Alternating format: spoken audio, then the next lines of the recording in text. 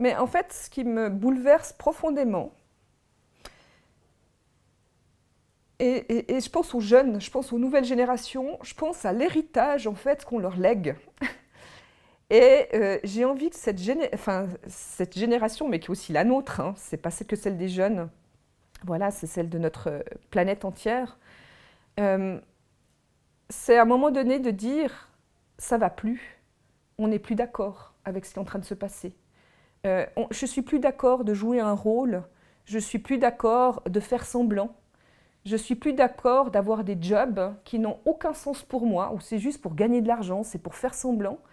Et en fait, plus que jamais, j'ai envie d'être moi-même. Puis il y a une espèce de cri de l'âme, un cri du cœur, qui dit j'aspire à des liens humains qui sont différents, à des liens qui sont touchants, à des liens qui sont respectueux, à des liens où on me considère, où on me voit vraiment, où déjà moi je me vois et je me sens, et aussi où je te vois et je te sens, et où on se donne la main en prenant soin les uns des autres. Et voilà, je pense qu'avec tout le non-sens qu'on vit, on est là dans un défi qui est immense et qui est en même temps génial. Parce qu'on a la capacité, à l'heure actuelle, de se redéfinir d'une manière complètement nouvelle et d'une manière individuelle. Et toute l'histoire de sortir des rôles, c'est de dire « Ok, il y a tous ces rôles dans lesquels on a bien voulu que je sois, et aujourd'hui, j'ai envie d'être profondément moi-même et de toucher les autres en étant profondément moi-même. » Au final, t'en appelles à une révolution humaine par le bas, si je comprends bien. Ben, je pense qu'on en est à une évolution et une révolution qui va vraiment... En fait, on va dedans, au lieu de vouloir combattre l'extérieur. Oui, ça, on va continuer à le faire, mais je veux dire, il y a quelque chose qui se réapproprie de ce qu'on est vraiment. Mais se réapproprier de ce qu'on est vraiment, ça suppose qu'on accepte de voir les aspects de nous-mêmes qu'on aime le moins. Ça suppose qu'on réhabilite des aspects de nous-mêmes que l'on considère comme faibles, que l'on considère comme fragiles, mais aussi des aspects de nous-mêmes qui sont durs, qui sont performants, qui sont déshumanisés.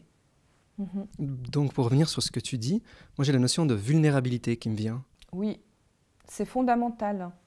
C'est-à-dire que si on n'accepte pas d'être vulnérable, on passe à côté du vrai travail, en fait, de la vraie connaissance de soi. La capacité d'être vulnérable, c'est la capacité d'être touché par soi-même. Si à un moment donné, par exemple, mais même d'être touché par une résistance ou une cuirasse, supposons que je suis dans un truc très, voilà, où je dois vraiment assurer, je dois tenir le coup, j'ai appris à survivre, j'ai appris en plus à, je souris, tout va bien, ah, c'est génial, voilà. Puis tout à coup, je me brûle avec ça, c'est-à-dire j'en viens à un burn-out, j'en viens à m'épuiser complètement à force de jouer ce rôle. Si à un moment donné, je peux juste écouter cette fatigue de jouer ce rôle, voilà. Je peux progressivement me laisser toucher et descendre dans la partie de moi qui est fatiguée de ça. Voilà, ça va être la première étape. D'un coup, je réalise à quel point je suis épuisée de jouer ce rôle et à quel point c'est pas moi.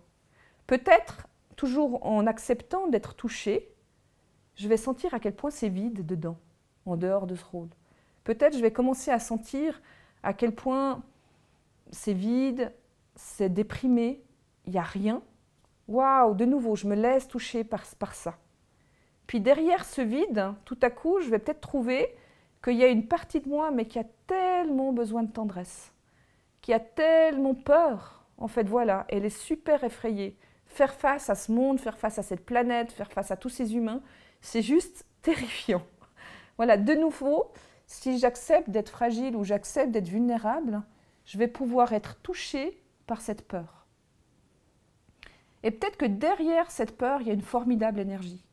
Mais voilà, si je peux être vulnérable, je vais pouvoir me laisser toucher par la peur. Cette peur, elle va pouvoir redevenir vivante. Au lieu d'être figée ou d'être enfermée derrière un rôle, même un rôle cassure. Ben, en fait, voilà, cette peur, elle va redevenir vivante. Elle va m'amener au cœur de ce que je veux vraiment réaliser ou de ce qui me touche vraiment. Et on ne peut pas faire ce travail-là sans apprivoiser le fait de redevenir fragile et vulnérable.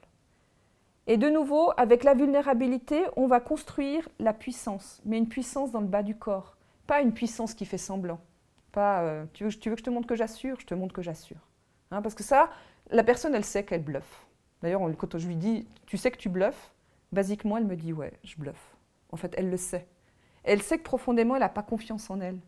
Et puis, en fait, retrouver une vraie confiance de base, c'est accepter, de nouveau, de lâcher, arrêter de défendre, se laisser toucher, donc pour un moment, se laisser être fragile et vulnérable, et ensuite se laisser traverser par une formidable énergie de vie. Et des fois, cette énergie de vie, si je ne la juge pas, ça peut être de la peur, ça peut être une grosse frustration, j'en ai tellement marre de ne pas être moi, ça peut être une grosse colère, putain, ce personnage que je dois jouer en permanence, j'en ai juste ras-le-bol, j'ai envie de faire péter les boulons. Et puis là, on va utiliser la colère dans son sens sain.